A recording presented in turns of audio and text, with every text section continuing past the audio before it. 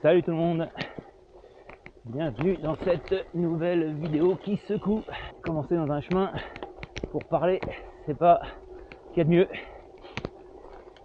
Alors cette vidéo est un trucage. Je vais vous raccrocher après un sujet que j'ai abordé pendant mes vacances et je ne suis plus sur mon lieu de vacances.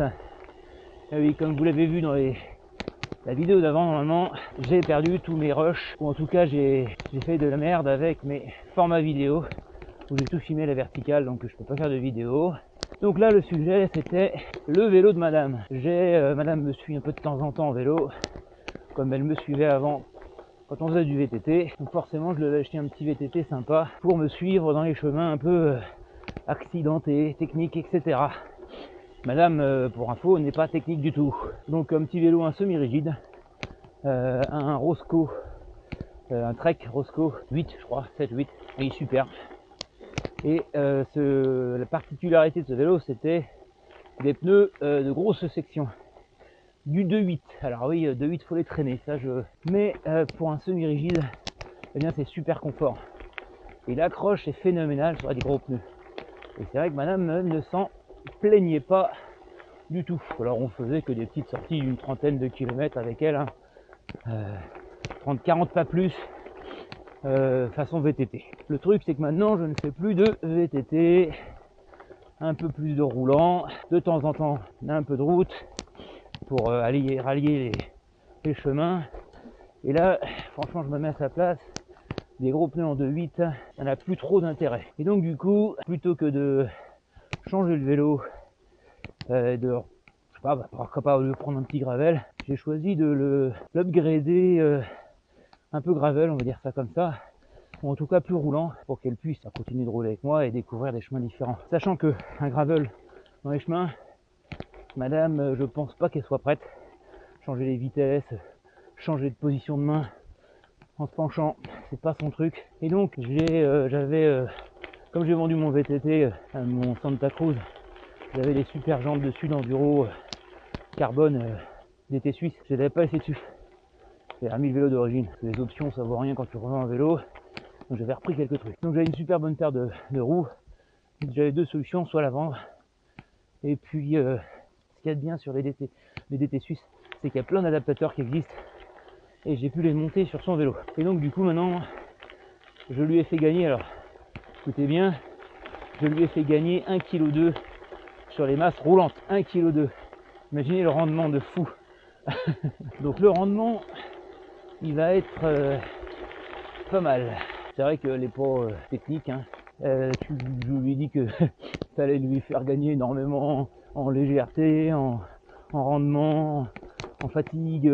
Bon, elle a dit wow, ça fait un peu mal, ça fait un peu mal au cul quand tu vois le prix des roues.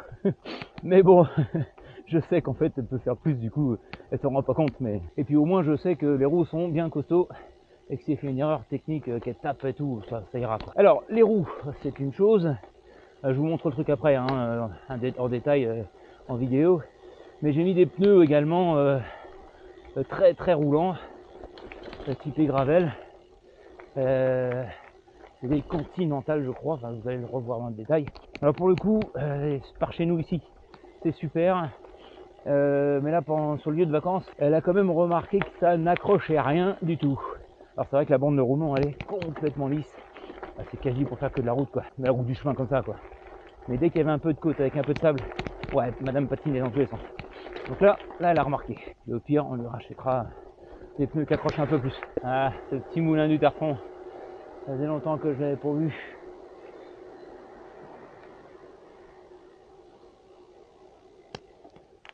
Donc, une bonne paire de roues, des pneus légers. Alors, je lui ai quand même mis une section de 50. On va dire qu'on va y aller doucement sur le confort. Faut lui mettre tout de suite des 38. Et elle risque de râler par rapport aux 2.8 qu'elle avait avant. Alors c'est mon bouclard qui me les a montés. J'étais en train de changer les roues et machin, donc je lui ai dit tiens, vas-y fais-le, ou qu'est-ce que je peux mettre dessus, etc. Bon, c'est lui qui m'a trouvé les bagues, les adaptateurs de roues pour m'adapter au jeu de ma femme. Et il m'a mis des pneus de gravel sur des roues de VTT, c'est-à-dire du 29 pouces. Ça passe. Ça va être dur à passer, je pense. L'inverse n'est pas forcément possible, on est d'accord. Alors je redoute le moment où je vais devoir les ressortir. Peut-être que ça va être dur. En tout cas, tiens bien, perd pas de pression. C'est nickel. Bah, le mieux c'est que je vous montre un petit peu en détail le vélo, vous allez mieux vous rendre compte du truc, et c'est vrai que le rendement, je pense que c'est quand même une sacrée différence. Donc voilà le vélo de madame, un petit Trek Roscoe. Je change un peu de grand angle. La petite selle, tige de selle télescopique qui va bien. Alors c'est des Shimano de base au niveau des freins, et au niveau des railleurs c'est du SRAM, mais ça freine bien. La fourche un peu lourde, mais bon. Donc l'équipement que j'ai mis en fait, c'est mes roues d'enduro, les DT suisses là, EX C 1501 carbone, donc elles font 1,6 kg. Et j'ai mis des pneus Continental Terra Hardpack, je connaissais pas le nom, mais en 50 quand même. Alors par contre sur les terrains ça glisse un peu trop là. Ça glisse un peu trop, il y a de l'accroche en latéral, mais dès qu'il faut monter sur le sable c'est pas terrible. Bon, c'était fait plutôt pour la route. Pédale plate oblige. Et puis hop, dérailleur, plus RAM, la grosse cassette en 52. C'est parfait pour monter. Voilà un petit peu la monte du vélo. Donc voilà, une petite conclusion comme son intro sur une descente cette fois-ci qui secoue également. Donc qu'est-ce que je disais, bah voilà, un petit vélo sympa. Alors c'est vrai qu'elle a une paire de roues qui vaut une blinde, très clairement qui vaut le prix de son vélo.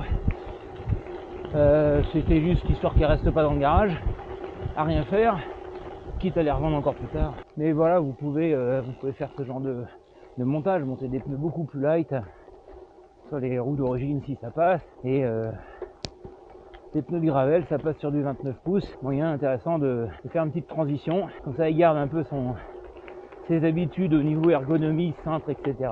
Sa fourche elle est bloquable en plus, donc elle est lourde. Je pense que effectivement c'est le prochain truc au pire qu'il faut faire évoluer, ou la convaincre de changer de vélo. Ça c'est encore une autre paire de manches. En tout cas, merci d'avoir suivi cette petite vidéo de présentation du vélo de madame. Et puis n'hésitez pas à commenter, à liker et à vous abonner si ce n'est pas déjà fait. Voilà ce que je dis à chaque fois maintenant. Allez, à bientôt, salut!